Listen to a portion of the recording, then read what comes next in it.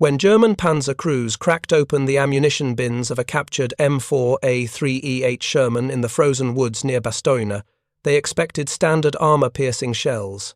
What they found instead were sleek, impossibly dense rounds that would shatter everything they believed about American tank technology and expose the fatal gap in their own war machine.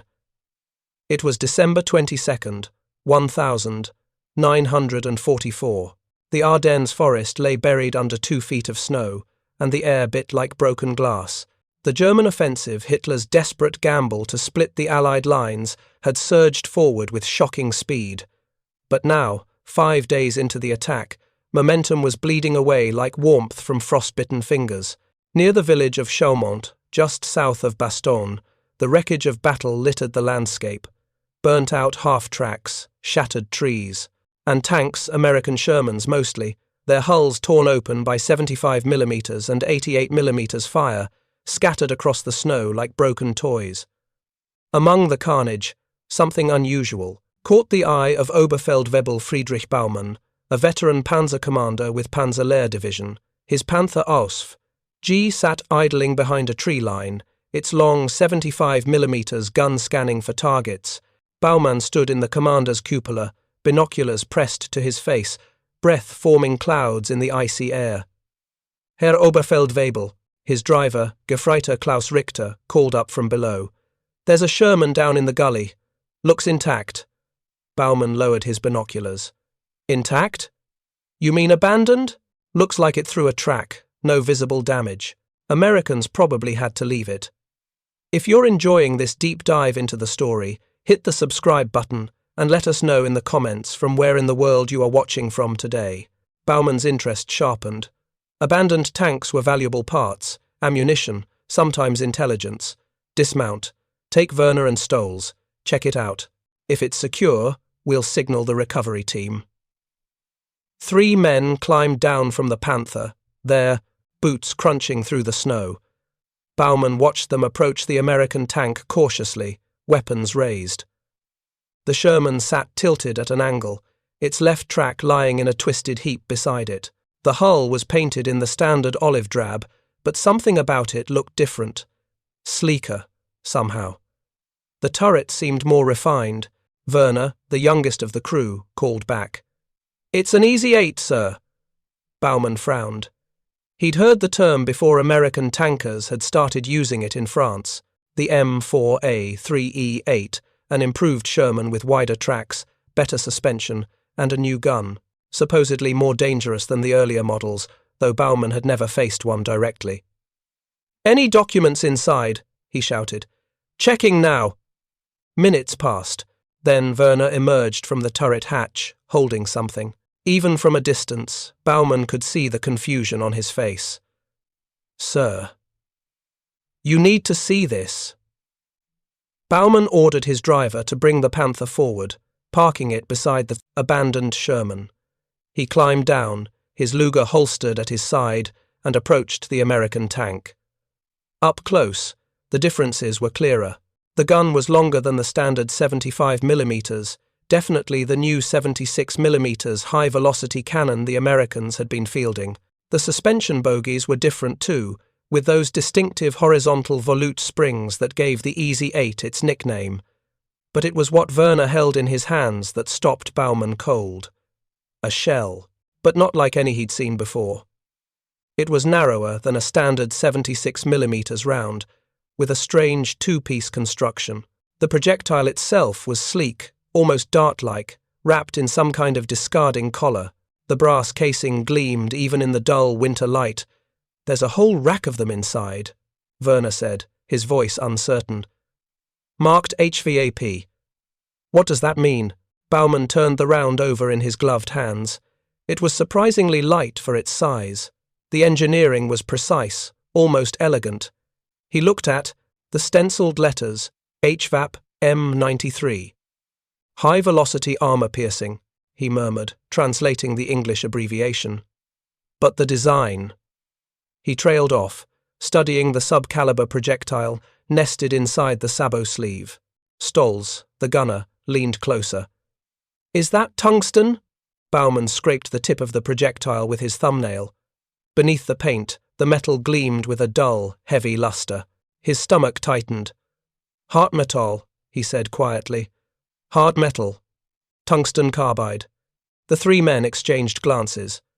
Tungsten was worth more than gold in Germany now. They had reserves, yes, but nothing like what they needed. Every Panzer granite 40 round their own tungsten-cored ammunition was rationed carefully, reserved for the most critical targets. A single Panther carried maybe 6 or 7 of them at most. Baumann climbed into the Sherman's turret. Inside, the fighting compartment was cramped but organized. The Americans had left in a hurry, maps still pinned to the wall, a half-eaten ration bar on the gunner's seat. But what drew his attention was the ammunition storage. Racks and racks of those strange HVAP rounds. He counted quickly. 40 tungsten-cored shells in a single tank. His hands trembled slightly as he lifted another round, inspecting the base. The manufacturing quality was flawless. No rough edges, no imperfections. These had been stamped out by the thousands, maybe tens of thousands. Herr Oberfeldwebel. Werner's voice drifted down from above. What do we do with it? Baumann sat in silence for a moment, staring at the shells. Then he climbed back out into the freezing air. Get on the radio, he said, his voice steady despite the unease crawling up his spine. Contact Division Headquarters. Tell them we've captured an M4A3E8 with specialized ammunition. Request immediate technical evaluation. Should we move it? No, not until someone who understands what this means can look at it. By nightfall, a small convoy arrived from the rear echelon, 2 Opel Blitz trucks, and a Kubelwagen carrying 3 men in field-grey greatcoats. They weren't line troops. These were Waffenprüfwesen officers, weapons-testing specialists attached to the Army's technical branch. The leader was Hauptmann Erich Volker, a man in his late 30s with sharp, intelligent eyes and the precise manner of someone who'd spent more time with blueprints than battlefields. He stepped carefully through the snow, flanked by 2 assistants carrying toolkits and cameras. Baumann met him beside the Sherman. Hauptmann, you made good time. Volker barely acknowledged the greeting. His eyes were already locked on the captured tank. Is it true? HVAP ammunition? See for yourself. The Hauptmann's reaction was immediate, his breath caught, and for a long moment he simply stared at the shell, turning it over with the reverence one might show a religious artifact. Gott, I am Himmel, he whispered. Do you know what this is? Panzer Granite 40. Similar, yes. But not this. Volker pointed to the sabot sleeve. This is a discarding sabot design. The tungsten core is surrounded by a lightweight aluminum jacket that falls away after leaving the barrel. It reduces the projectile's cross-section during flight, which means… He paused, calculating in his head. Which means it retains velocity over much greater distances. Baumann frowned. Greater than our ammunition? Volker didn't answer immediately. He climbed out of the turret and called to his assistants. Bring the scales and the penetration tables. For the next hour, they worked by lamplight in the freezing cold, weighing the rounds, measuring dimensions, and comparing them against German munitions. Volker scribbled notes furiously, occasionally muttering to himself in disbelief. Finally, he straightened up, his face pale despite the cold. Herr Oberfeldwebel, he said slowly, this round. If my calculations are correct, it can penetrate 150 millimeters of armor at 1,000 meters. The words hung in the frozen air. Baumann's voice was quiet. That's impossible. Our own Panzer Granite 40 can barely manage 120 millimeters at that range. I know. Volker's hands shook slightly as he held up the shell. But the mathematics don't lie. The sectional density, the velocity. This round is traveling at nearly 1,100 meters per second when it leaves the barrel. By the time it reaches 1,000 meters, it's still supersonic. It will punch through the glacis plate of a Panther like it's sheet metal. Silence fell over the group. Somewhere in the distance, artillery rumbled a low, constant thunder that had become the soundtrack to their lives. Stoltz, the gunner, spoke up. So you're saying, The Americans can kill us from a kilometer away. With a Sherman, Volker nodded slowly. If they're using these rounds, yes. And if this tank has 40 of them. He gestured to the ammunition racks. Then, they're not experimental. They're standard issue. Baumann felt something cold settle in his chest. It wasn't fear exactly. He'd been in combat long enough to move beyond simple fear. It was something deeper, a recognition that the rules had changed, and no one had told them. How many of these do you think the Americans have? He asked. Volker shook his head. If they're equipping line units with tungsten ammunition in these quantities, thousands, tens of thousands, maybe more. He looked at Baumann, and his voice dropped. We've been rationing our tungsten rounds for 2 years. Every Panzer Granite 40 is precious. We might have enough stockpiled for a few months of combat, at most. The Americans. He gestured helplessly at the racks of HVAP shells. They're using it like ordinary ammunition. Later that night, Baumann sat alone in his Panther, wrapped in a wool blanket, trying to process what he'd learned. The tank's interior was dark, lit only by the faint glow of the radio panel. Outside, his crew slept in a hastily dug foxhole, huddled together for warmth. He thought about the battles he'd fought. The Tigers and Panthers were supposed to be invincible, superior engineering, thicker armor, more powerful guns. And they were, in a straight fight. A Panther could kill a Sherman at 2,000 meters. A Sherman usually had to close to 500 meters or less to have a chance. But if the Americans could now penetrate Panther armor at 1,000 meters, the math was simple and brutal. Numbers would win. And the Americans had numbers. Baumann had seen the intelligence reports, heard the whispers from men rotating back from the front. For every German tank destroyed, the Americans built 5 more. For every Tiger that rolled off the production line in Kassel, 30 Shermans came out of factories in Detroit. And now those Shermans had ammunition that turned them from nuisances into killers. He pulled out a crumpled photograph from his breast pocket, his wife and daughter, standing in the garden of their home in Heidelberg. The picture was 2 years old. His daughter would be 12 now. He wondered if she still remembered what he looked like. A knock on the hull startled him. Volker's face appeared in the open hatch. "May I join you?" Baumann gestured to the gunner's seat. Volker climbed in awkwardly, unused to the cramped space. For a moment, neither man spoke. "How long have you been a Panzer commander?" Volker finally asked. "Since 41. France first, then Russia. Now here. You've seen a lot. Too much." Volker nodded.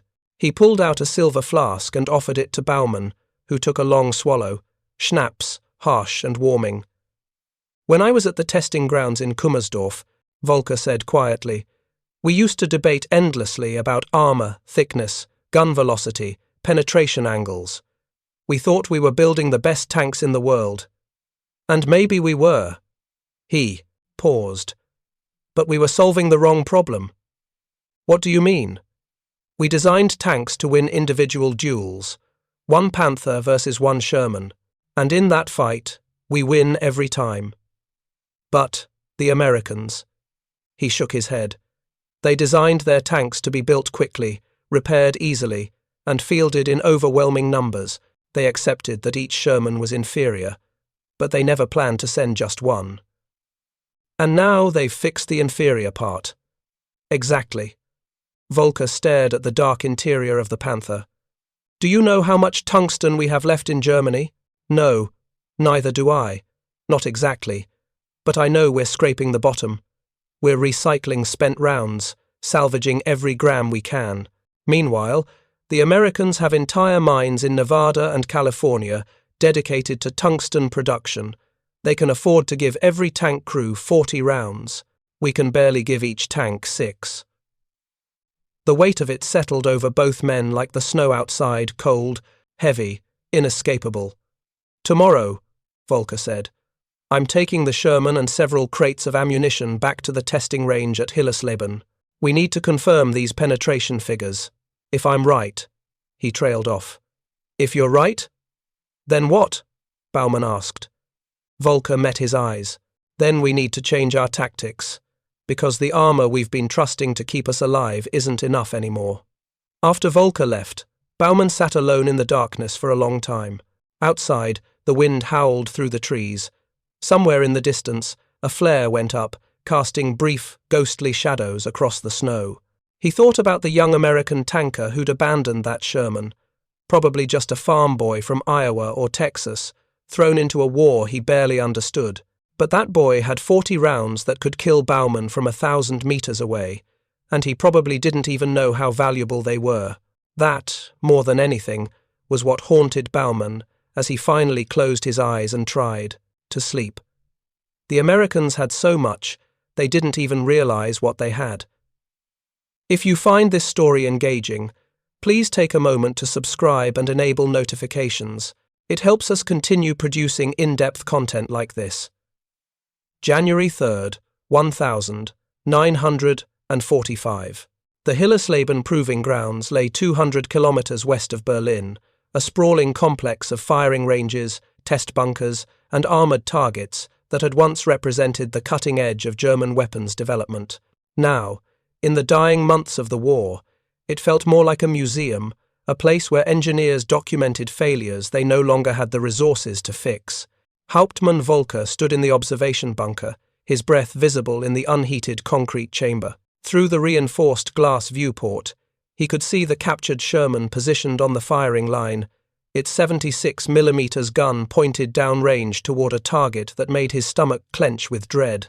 A Panther glacis plate, full thickness, angled at 55 degrees, exactly as it would be, mounted on an actual tank. The plate had been salvaged from a damaged Panther that would never fight again.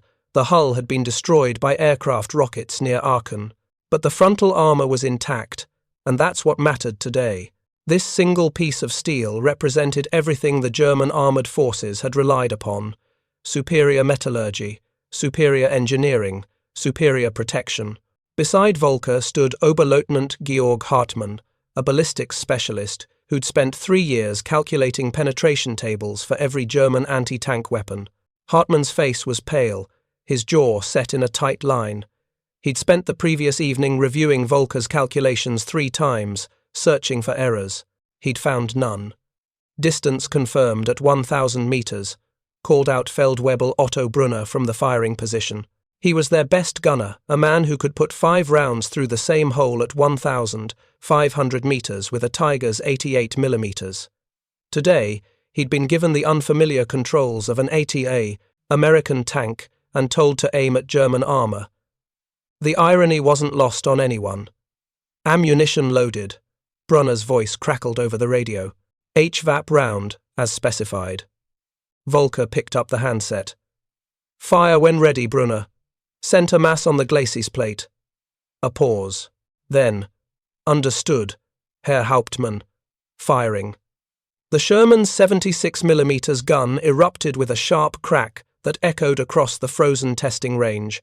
Even from inside the bunker, Volker felt the concussion in his chest. A streak of tracer light lanced downrange, impossibly fast, and struck the Panther plate with a sound like a bell being struck by a sledgehammer. For a fraction of a second, nothing seemed to happen. Then Hartmann gasped. Through the viewport, Volker saw it clearly. The HVAP round hadn't ricocheted, it hadn't shattered against the armor. It had punched straight through, leaving a perfectly circular hole surrounded by a corona of fractured steel. Daylight shone through the perforation, a small circle of sky visible where 100mm of hardened armor had been. Impossible, except it had just happened. Got, Hartmann whispered. It went through clean. Volker's hands shook as he wrote in his notebook. 1,000 meters, penetration confirmed, no fragmentation of projectile, minimal spalling on rear surface. He said into the radio, his voice hoarse. Same range, second target. They'd set up 3 Panther plates, each one representing a small fortune in steel and labor. By the end of the morning, all 3 had circular holes punched through their centers. The 4th test was even worse. Volker had them move the Sherman back to 1,200 meters, well beyond the range at which American doctrine suggested engaging German armor. The morning fog had lifted, and the winter sun cast sharp shadows across the range. Through binoculars, Volker could see Brunner adjusting the gun's elevation, taking his time with the unfamiliar sights. The gun fired. The round struck low. Brunner was still learning the Sherman's ballistics, but it didn't matter. The tungsten penetrator tore through the Panther plate at a shallow angle, the impact so violent it cracked the steel completely in half. Hauptmann set down his binoculars with trembling hands. "At 1,200 meters, he said slowly, our own Panzer Granite 40 would likely ricochet off that angle. This American round split the plate." Volker didn't respond. He was too busy calculating ranges, angles, and kill zones in his head. The numbers painted a devastating picture. A Sherman with HVAP ammunition could engage Panthers effectively from 1,200 meters, maybe even 1,400. Meanwhile, a Panther needed to close to under 500 meters to reliably penetrate a Sherman's frontal armor, and the Easy 8's improved armor made even that uncertain. The tactical equation had inverted. The hunter had become the hunted. That afternoon, Volker and Hauptmann took the spent HVAP rounds to the metallurgical laboratory in the proving grounds basement. The room smelled of cutting oil and sulfur, lit by harsh electric lights that flickered occasionally as the overtaxed power grid struggled. Dr. Wilhelm Krause, the head metallurgist, was a hunched man in his 60s who'd spent 40 years studying metal alloys. He'd analysed the armour of captured T-34 seconds, studied British shot designs, even examined fragments of American aircraft armour. But when Volker placed the HVAP penetrator on his workbench, Krause's eyes widened. "Where did you get this?" he asked, his voice sharp with curiosity. "Captured, Sherman. There were 40 more like it." Krause picked up the penetrator with jeweler's precision, turning it under a magnifying lamp. The tungsten core was still intact, despite having punched through 100 millimeters of armor. There were scoring marks along its length, but the basic structure remained solid. "May I section it?" Krause asked. "Do whatever you need to." For the next 3 hours, Krause worked with a diamond saw, cutting the penetrator lengthwise, mounting the cross-section for microscopic analysis. Volker and Hauptmann waited, drinking bitter ersatz coffee and smoking cigarettes they'd traded for from the guards. Finally, Krause called them over to his microscope. "Look at the grain structure," he said, adjusting the focus. "Perfectly uniform. No inclusions. No stress fractures. This isn't just tungsten. It's tungsten carbide, sintered at extremely high temperatures and pressures. The binding matrix is probably cobalt, though I'd need spectroscopic analysis to confirm." Hauptmann frowned. "We use similar alloys in our own penetrators." "Yes, but look at the quality." Krause tapped the eyepiece. "Our tungsten cores work. Certainly, but they're made from recycled material, old dyes, machine tools, whatever we can salvage. There are always impurities, stress points. This," he gestured at the sample, "this is virgin material, processed in industrial quantities with perfect quality control. No shortcuts, no compromises." Volker felt something cold settle in his stomach. How much tungsten would they need to produce ammunition like this at scale? Krause did some quick mental arithmetic. Each penetrator weighs roughly 4 kilograms. If they're equipping even a fraction of their Sherman force with 40 rounds each. He trailed off, then shook his head. Tens of thousands of tons. Maybe more.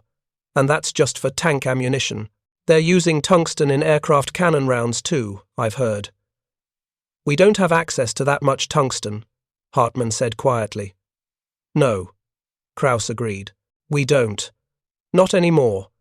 Our mines in Portugal were cut off when Spain restricted exports. The Swedish shipments have become unreliable. We're down to domestic production from Saxony, and that's—" He made a helpless gesture. "A trickle compared to what we need."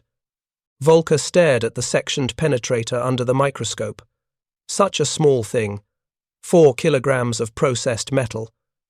But it represented something far larger, an industrial base so vast it could afford to use strategic materials as ordinary ammunition.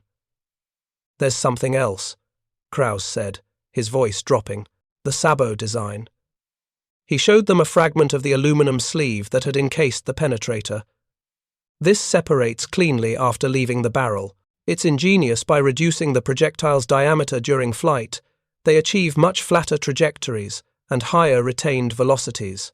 We've theorized about similar designs, but the engineering challenges.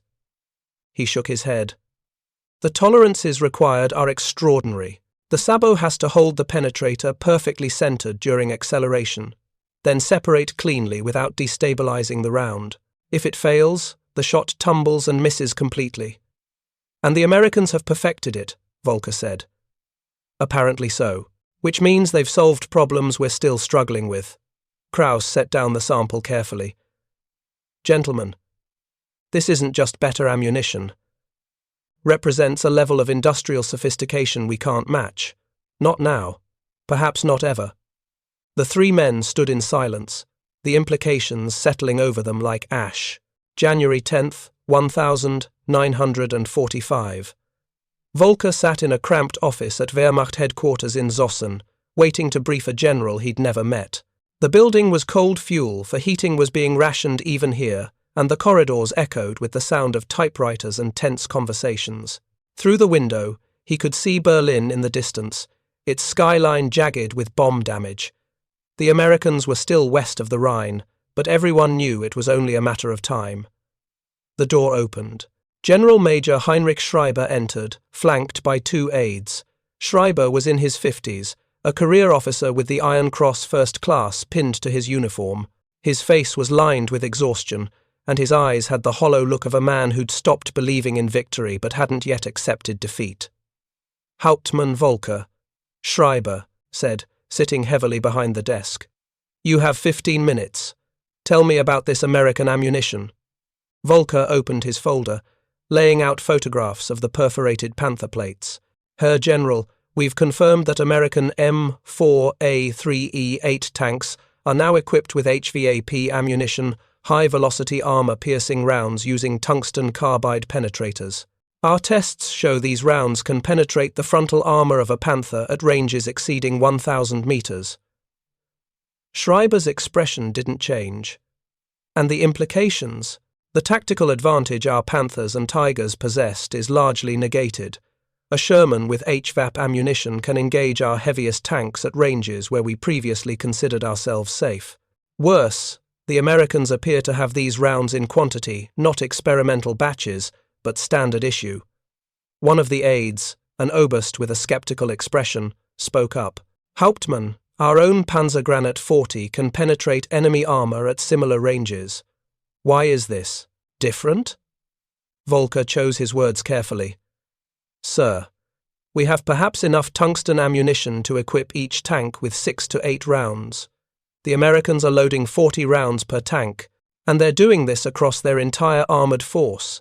The mathematics are unfavorable. Schreiber leaned back in his chair. How unfavorable? If we engage an American armored formation at long range, they can destroy us before we can close to effective distance. If we try to use our numerical advantage, he paused, realizing the bitter irony.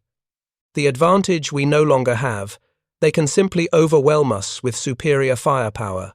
The tungsten ammunition has essentially turned every Sherman into a tank destroyer. The room fell silent, except for the distant sound of air raid sirens beginning to wail. Schreiber glanced toward the window, then back at Volker. Recommendations? Volker hesitated. What could he say? Stop fighting? Surrender before more men die in tanks that can't protect them? Instead, he offered the only tactical advice that made sense. We need to change our engagement doctrine. No more frontal assaults. Ambush tactics only. From hull-down positions.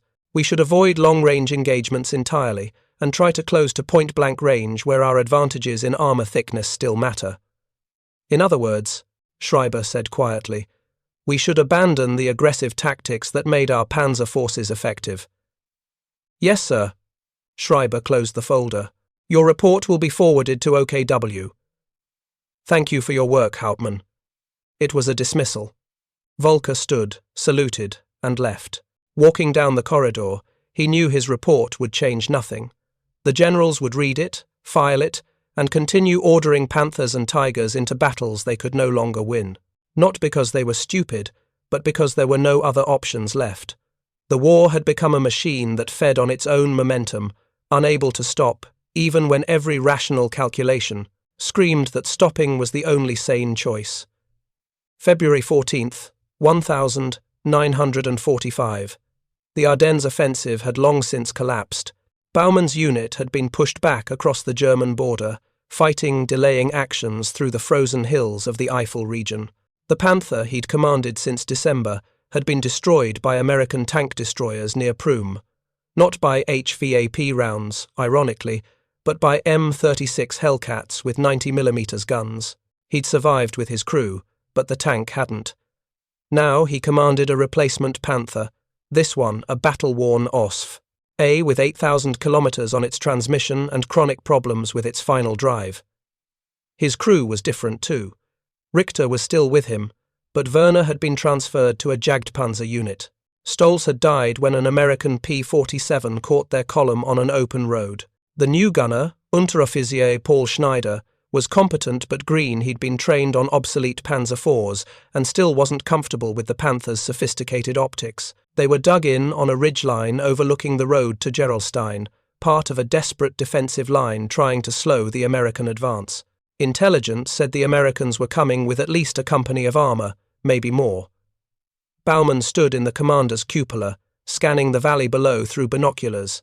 The winter sun hung low, casting long shadows. His breath frosted in the air. "Range to the road junction?" he asked.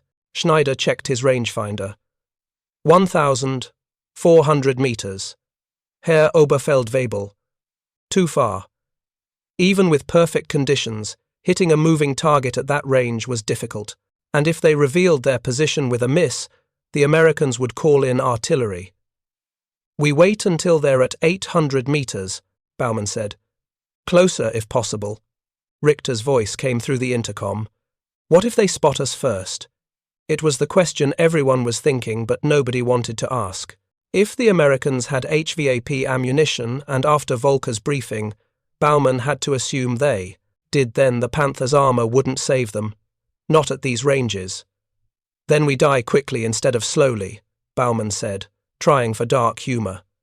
Nobody laughed. They waited. Minutes stretched into an hour. The cold seeped through the tank's steel hull, making every surface painful to touch. Baumann's fingers ached even inside his gloves. Then, movement on the road. "Contact," Schneider hissed. "Tanks.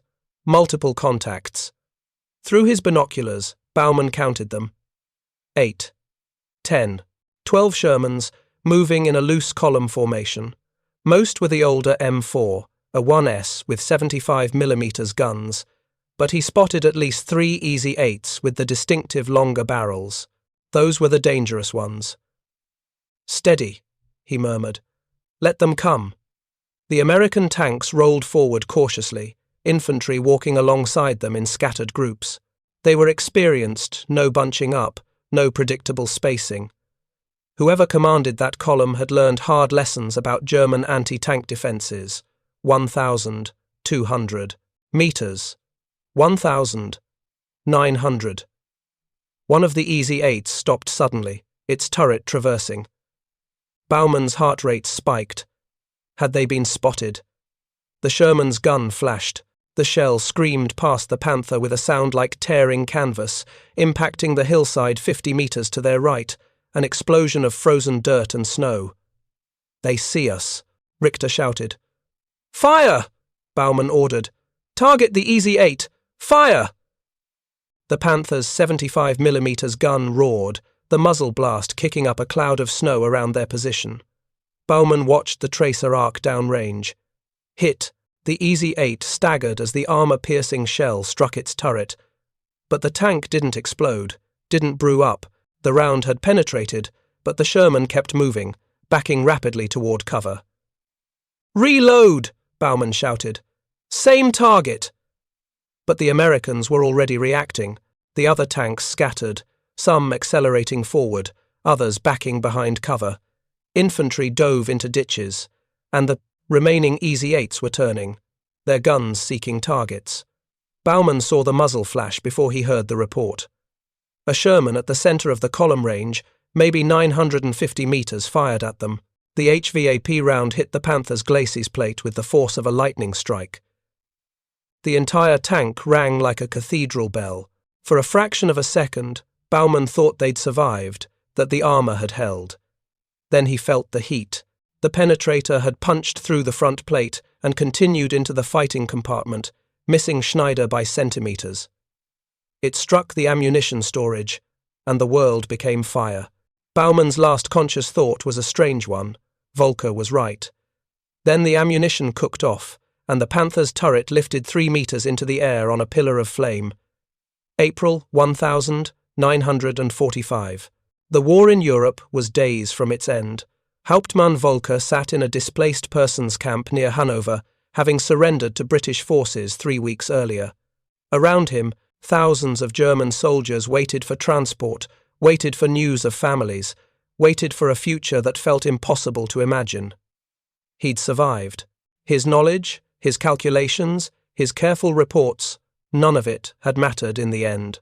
The Panthers and Tigers had been destroyed not because they were poorly designed, but because they'd been outnumbered, outproduced, and finally outgunned by an enemy with resources that seemed bottomless. A British intelligence officer found him 2 days after his surrender. Captain Morrison was young, perhaps 30, with the easy confidence of someone who'd spent the war behind a desk. "Captain Volker?" Morrison asked in serviceable German. "Hauptmann," Volker corrected automatically, then stopped himself. Ranks didn't matter anymore. "Yes, that's me.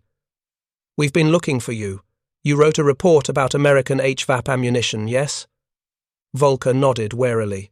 Morrison sat down on the bench beside him. "We'd like you to review some technical second-to-repos documents. We're compiling information about German tank development, and your expertise would be valuable." "I'm a prisoner." "You're a resource," Morrison corrected gently.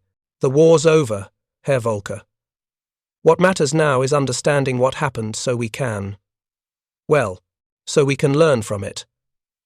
Over the following weeks, Volker found himself in a strange new role, explaining to the victors how thoroughly they'd won.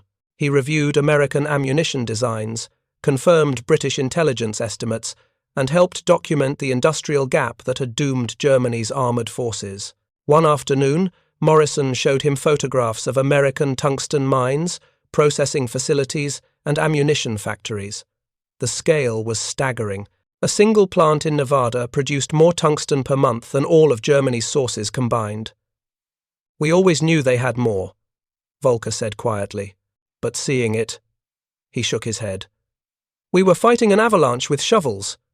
Morrison closed the folder. "For what it's worth, our technical people were impressed by your report.